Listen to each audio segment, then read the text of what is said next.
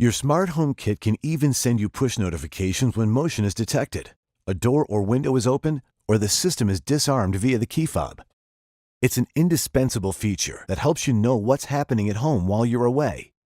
If you have a motion sensor active and it detects movement, such as a person crossing in front of its path, you can choose to receive a push notification on your Home Protect app. You can then look at the camera's feed, notify law enforcement, or take other action.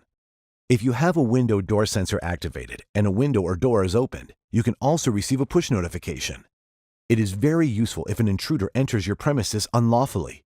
When you receive the notification, you can choose to review the camera or call law enforcement, allowing you to react rapidly.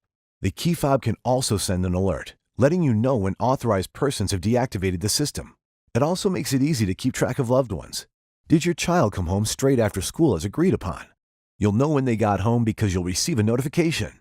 If the camera detects motion, it can send an alert as well.